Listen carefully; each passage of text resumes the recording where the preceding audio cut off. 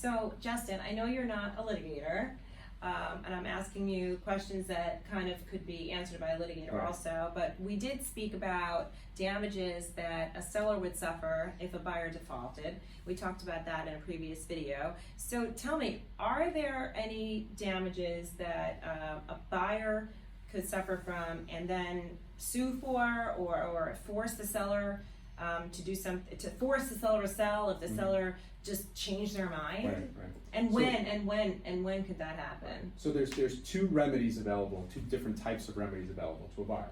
One would be the remedy of specific performance, where, as you said, you can actually go to court and try to force the seller to sell their property to you.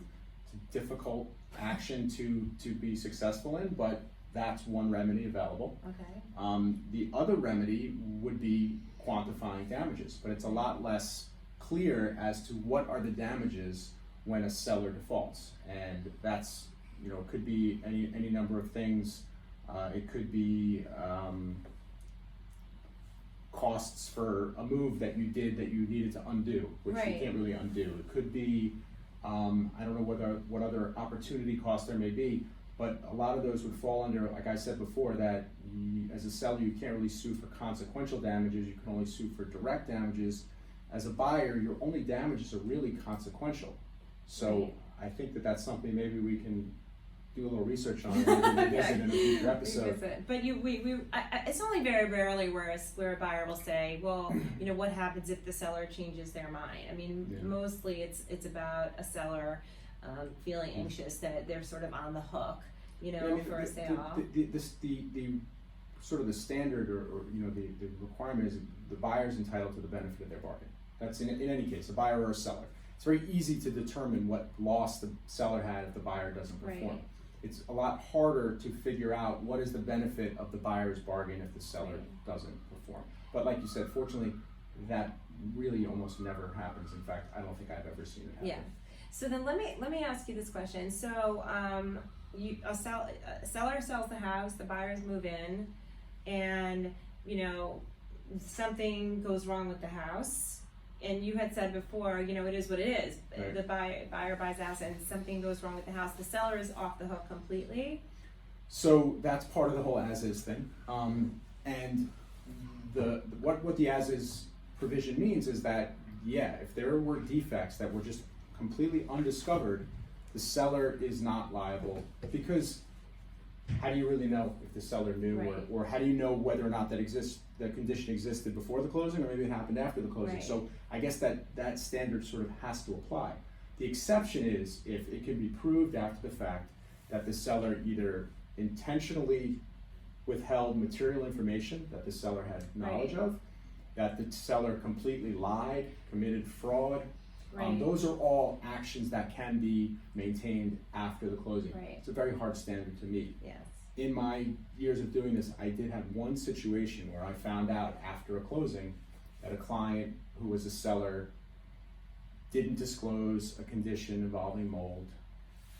The buyer discovered the mold, even though I don't know how they didn't discover it during their inspection. Right. They discovered the mold days after they moved in, and after a very long, I think 1.5, 2 year process, the seller basically had to take the house back. Wow. Yeah. That's a big one, actually. So let me ask you a question now about inspections, and about what you what part of in the seller's disclosure, which we talked about in a previous episode, the seller's disclosure. It's an optional document that the sellers fill out to provide some level of transparency to the buyers. And what doesn't need to go on a seller's disclosure? So for instance, if there was a leak and the leak was fixed and everything is fine and it was 7 years ago, does that need to go? Is that supposed? I know need is a bad word. Is it supposed to go on a seller's disclosure? Because I get that question a lot. Like, Stacy, this happened, but we addressed it. It's all good now. No problems. We don't need to put it on the seller's disclosure.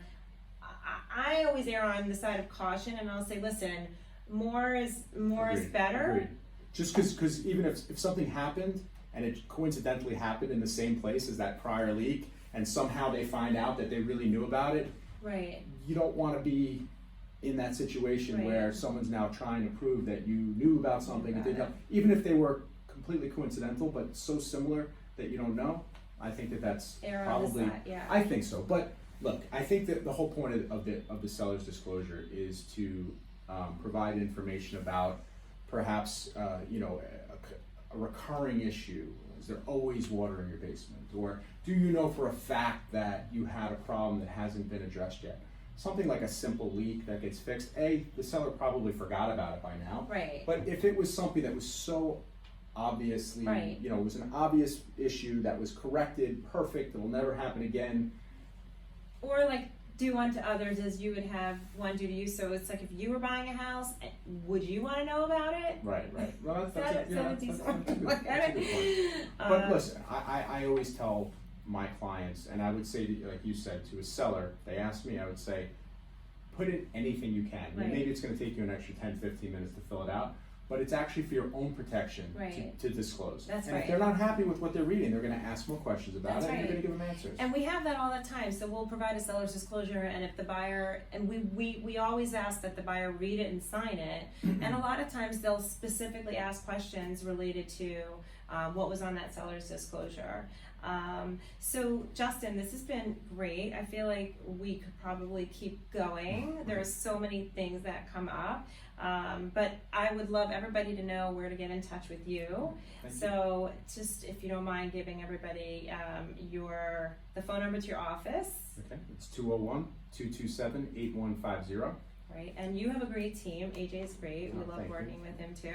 And so for all of your real estate law needs, Justin's around. And I would say that we work with a lot of attorneys, and one of the most important things that we look for is an attorney that knows how to pick up the phone and work with us, communicate with us, and have dialogue, and really look to make a deal work, but still being careful to protect your clients. And there's a really nice balance there. It's a team effort. It's not like your job ends and my job begins. There's no baton being handed off. We have to work We together. have to work together. So I Totally appreciate that very much, and I appreciate thank what you you do. for so much for coming and Thank you. sharing all of your insight on our real estate blog. So again, I'm Stacy with the Stacy Esser Group, and thank you so much for watching.